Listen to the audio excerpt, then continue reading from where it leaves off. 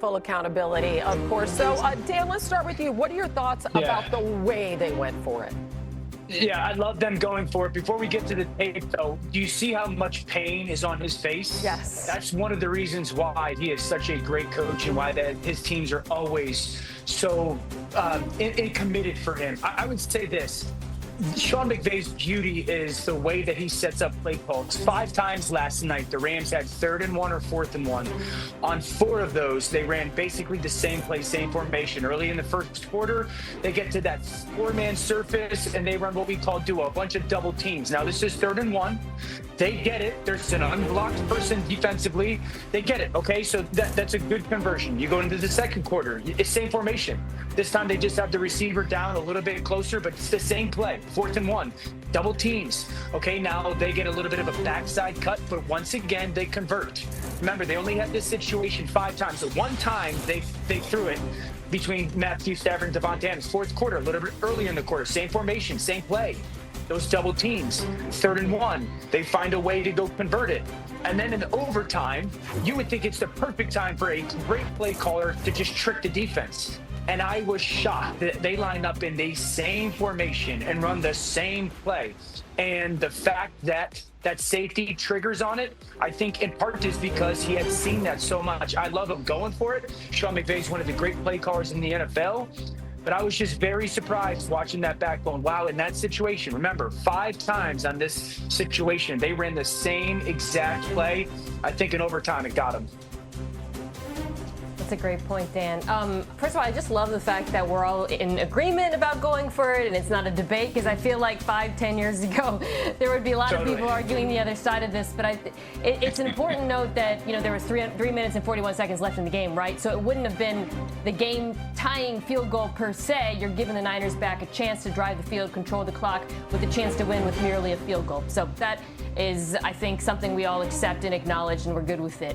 As far as the play call goes, I think something with the Rams' run game really has jumped out to me. It's the most efficient rushing game in football, but a lot of that is predicated on facing light skill players when you're expecting them to continue winning against stacked boxes, the likes of which they face there. And it's actually something that before this game, Dan, they had not been good at all. On short yardage runs, they've been 30th in the NFL on converting them going into this game. So I feel like a little bit of self-scouting. You talked about sort of within the game and thinking, let's go away from something we've done on previous plays. But I also think moving forward, this is not a team that is going to win that way. They don't win in their run game because of the dominance of their offensive line, and they do not have power backs. They win because of the passing game for the most part. Yeah. And that's why I think McVay probably, regrets what he did, amongst other things. Yeah, and the one thing that has really cost them is special teams, too, the last couple of games. All right, let's go to the winning team, shall we? How about Mac Jones in once again for... Feels great. I mean, I just thought it was a dogfight, and we were in the ring, and the defense played great. Special teams came in clutch. Had great field goals by Eddie, and it was just awesome to be on a team that fights. And even if we lost, like I said earlier, I would have been just as proud, to be honest, because I know that those guys had my back and I got their back. Swagoo, he had 236 passing yards between the numbers. What stood out to you about his performance? That's exactly what jumped out to me, Hannah. The fact that Mac Jones was so confident in the middle of the field as a quarterback, and that shows poise. You also have to take chances. Dan has talked about this for a number of years since we've been together, is that when guys have the ability to throw across the middle of the field, it unlocks a lot about what you can do offensively. He was confident, he was poised, and look at this heat chart here that I asked for. Like, you can see where the dominance was, and I thought at some point the Los Angeles Rams would adjust and kind of try to take that away from him and force him outside the numbers. But he was consistent there all night, whether it was Christian McCaffrey, the highlight you showed of Kendrick Bourne, who had a phenomenal game as well. But all of these things kind of played into what Kyle Shanahan wanted from Mac Jones and where he wanted to play against this Ram defense. And a lot of it strictly boils down to the fact that you have such a tremendous amount of respect for this pass rush that you always wanted Mac Jones to have an out. You always wanted somebody. What caught my attention was running across his eyes, giving him an outlet in those specific areas. And Christian McCaffrey obviously being that one guy. But ultimately, I thought he dominated, and this offense with Kyle Shanahan dominated the middle of the field in the passing game. Yeah, this is the best game I've ever seen Mac Jones play as a professional. When it comes to seeing the field, playing fast, clear decisions, and the timing was absolutely off the charts. I mean, he made some throws while getting hit that were outstanding. It's a deep curl to the field. You're going to see 1, 2, 3, 4, 5. Hitch ball comes out right before he gets hit by that defensive lineman. Receiver just dropping his hips to get into his cut, and it's placed perfectly. You cannot do it better than that. That's a phenomenal throw by Mac Jones. A go route. He's going to catch the snap. He's on the left hash. He's going 1, 2, 3. Receiver and corner even.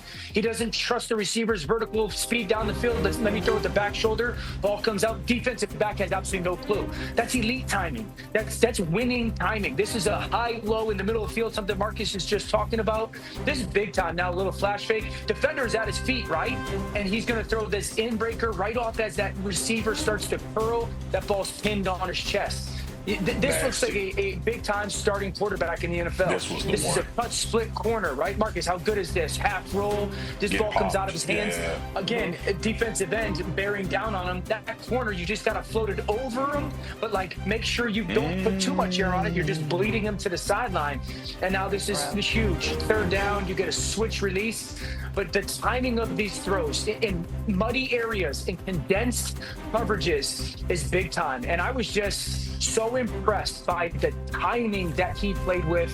And I think it was a huge reason why, because, guys, I felt watching that game, it was almost like the Micah Dallas game the other night. You're sitting there going, how come they can't get home? And it was because he was playing so fast and getting the ball out so early.